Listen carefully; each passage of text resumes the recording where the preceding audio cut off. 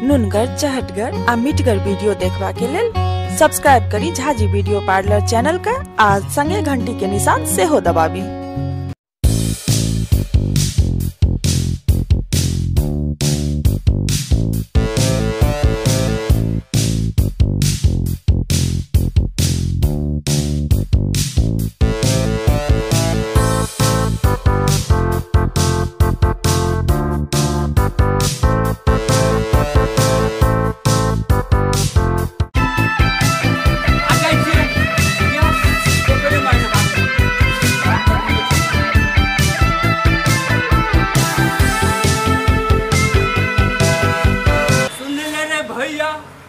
हमारे फरमान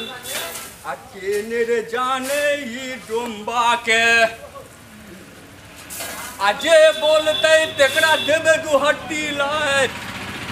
टांग कर देवे वो सरबा को।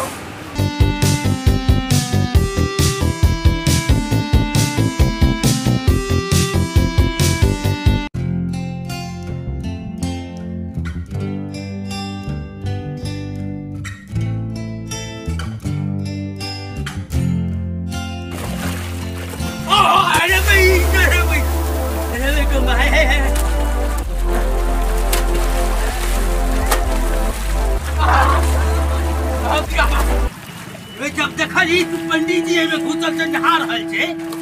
तो भाई डोम भगे भाई तो तू में चले फिर छुआ गेलो हम मारे तो टा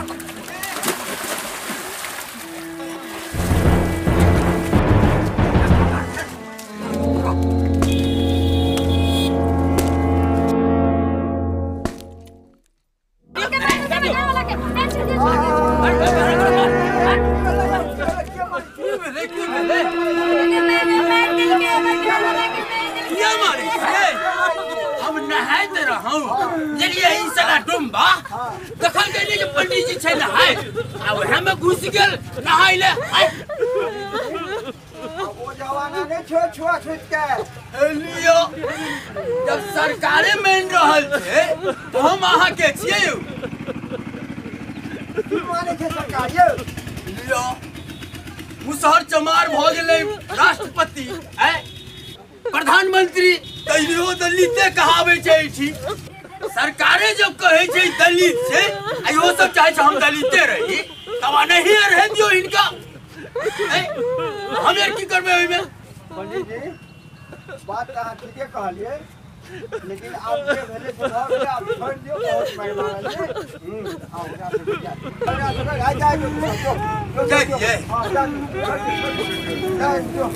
ये बाहर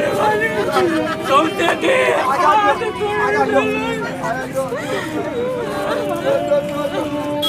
ये ले बाबा आप देखे ना आई के रात और काने कोनिया दे बने पतिया दे कर दे पावे न बड़ भाई मार लगी